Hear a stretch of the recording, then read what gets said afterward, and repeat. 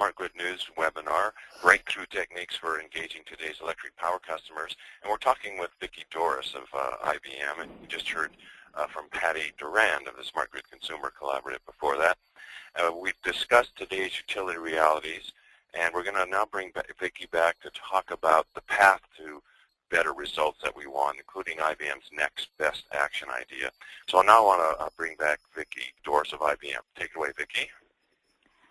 Thanks, Jesse. So to deal with this degree of change and complexity, there are really three key areas we need to focus on in terms of customer engagement. And quite simply, it's understanding each customer as an individual, creating a system of engagement that creates value at every touch, and designing your culture and brand so they're authentically one. I'm going to talk a little bit about each of these, but not in too much depth. And we're really talking about a progression path. So if you look down the value creation and then capabilities you want to build out over time as your X and Y axes, if we fully know each customer as an individual, then we have many more ways to engage with them. I think that's pretty easy to understand.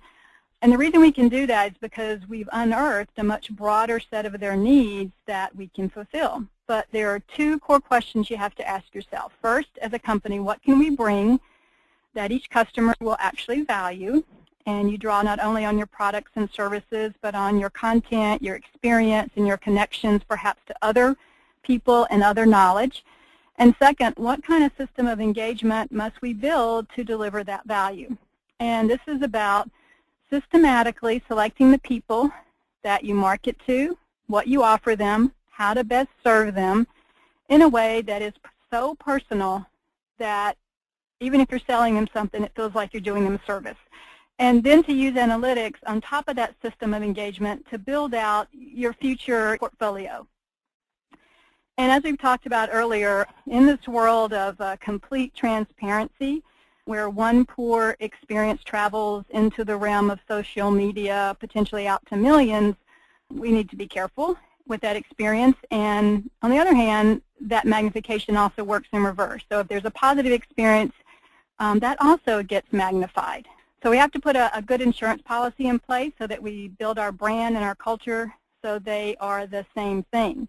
And we had one CMO kind of summed it up in our survey. He said, how we are is who we are. From a brand and culture standpoint, you begin by developing a very good understanding of your reputation, and you do that by actively listening and engaging in the social media.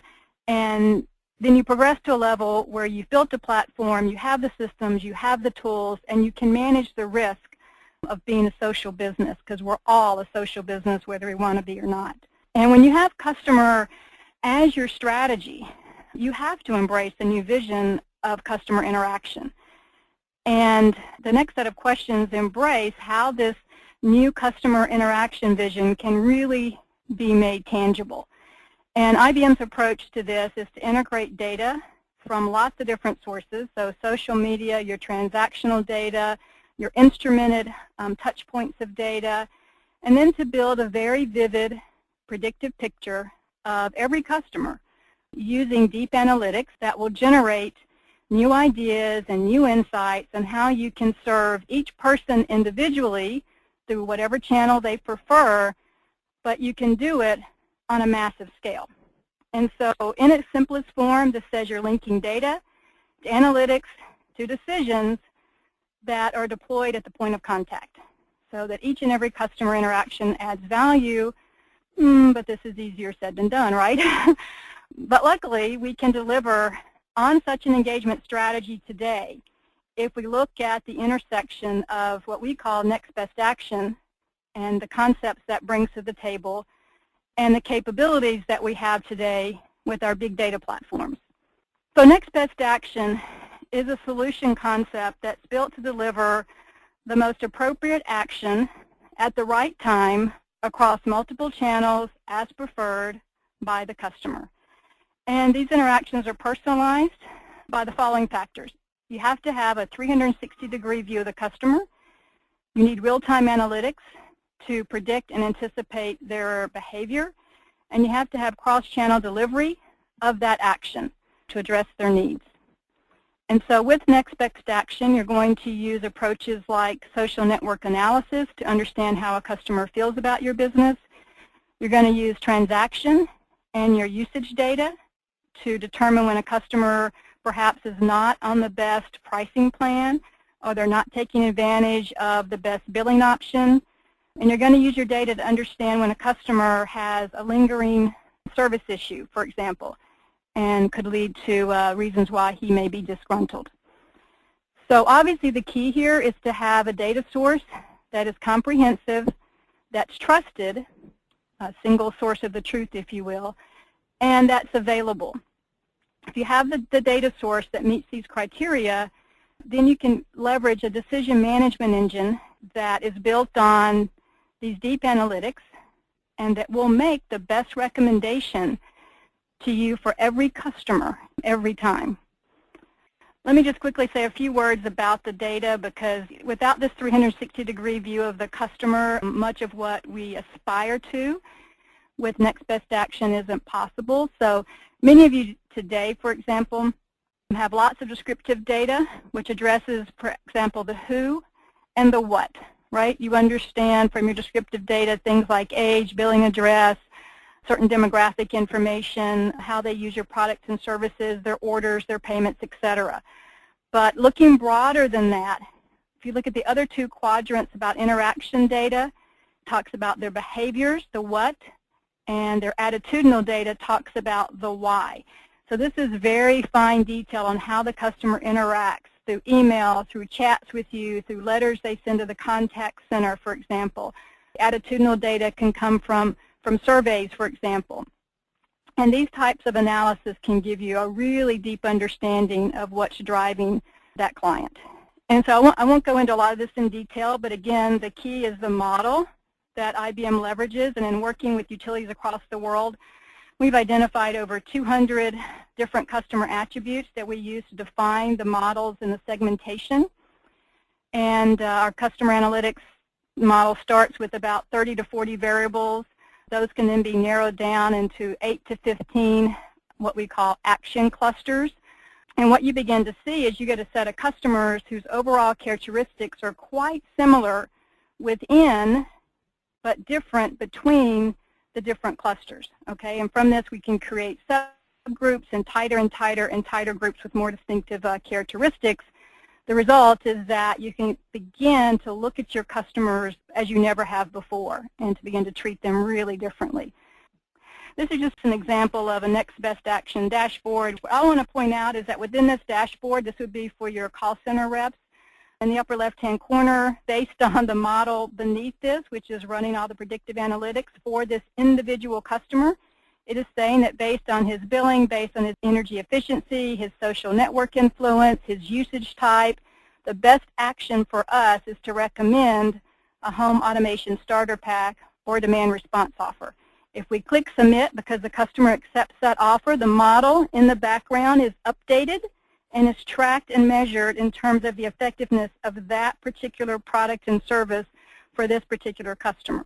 This is just an example, flipping from the CSR dashboard to a customer dashboard, if you will. This was a project that we embarked on with the City of Dubuque. As part of this project, we teamed with them, Alliant Energy, several IBM business partners like Esri and Itron, to create a dashboard that would educate households and give them detailed information about their electric usage, which could then help them to control their consumption and cost. And as you can see, we gave them not only personal electric usage, but also showed their usage ranked against other households in the city.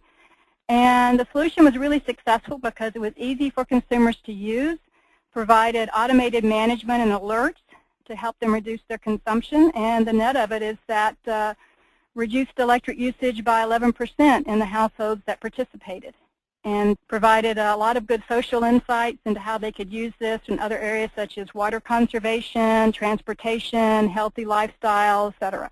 You know, across the country, a lot of utilities are really moving forward, creating this path to how they engage the smarter consumer. At the basis of this is understanding their customers and having the analytics and the data to deliver information to the customer. So whether your challenge is that customers lack, knowledge of new programs and services, or whether the customers have a skill gap and they don't understand how to leverage the information you're giving them. Many times just providing that portal or that dashboard into their own information and delivering an engaging experience can help them better understand their own energy usage and to begin to make behavioral changes. Jesse, sorry I went through that rather quickly. Well, thank you. It was good stuff. It was fascinating to see what's happening. And we'll move to questions now. But let me start, Vickie, with a question that comes from Morton. And he says there was a recent European study that showed that consumers there were very concerned around smart grid and smart meter, around the idea of surveillance. How do we, when we're doing all this data collection and learning about customers, how do we counteract that fear of surveillance? Well, I guess there are a couple of things. I mean, Patty, I'm sure will be happy to refer you to the Smart Grid Consumer Collaborative and a video that we just produced, which really is kind of the myth debunking video around, smart metering and smart grid.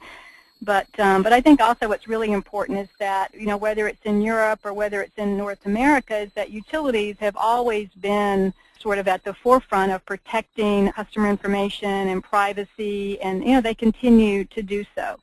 And so I think from the standpoint of a utility continuing to assure their customers that we have always protected your data and will always continue to protect your data is really important. But I think that the Mythbusters goes a long way to tackling the idea of they're using smart meters to tell when you're brushing your teeth or cooking your dinner, et cetera, that it's just not possible. Terrific. Jag asked, which parties you think are going to drive this change? Will it be utilities as the drivers? Will it be third parties? Will it be vendors such as IBM? Will it be startups? Will it be regulators? Where's the real impetus for change going to be coming from? I think it'll come from all directions, and it will depend on, I always hate to say it depends, but, so many of the markets are different, right? So depending if you're in a competitive retail environment, certainly going to be driven as a differentiator, right, by the retailers. If you're in a very, if you're in a part of the world that is, I would say, economically advantaged, maybe you're sitting here in, in North America with a investor-owned utility without any competition, I think you're going to see a lot of different players who are going to influence this, ranging from, technology providers, be it a Best Buy with home automation to EVs and solar providers. I think it's going to, as I say, it takes a village. There will be an awful lot of participants who are going to drive this market, for example, in places like North America and Europe. In the developed world, totally different marketplace there in some of the emerging economies. Well, Vincent did ask, how do emerging nations compare to U.S. in terms of smart grid adoption? Some of the emerging nations, such as, whether you're talking about some of the, India or some of the BRIC countries or some of the other areas, they will have much larger installations when they are finished, but they are coming along much slower. Right now there is so much focus in those countries on generation because they are growing so fast that they need to build out generation first. So that tends to be a bigger priority in those new growth markets. I wanted to say, here is the contact information for those of you who want to get in touch directly. Thank you to Patty Durand of Smart Grid Consumer Collaborative, very helpful. Thank you. And also to Vickie Dorris from IBM Energy and Utilities, very useful information. Thank you. And thanks to all of you for spending part of your day with us. Watch Smart Grid News for announcements of upcoming and future webinars. I hope to see you again here soon.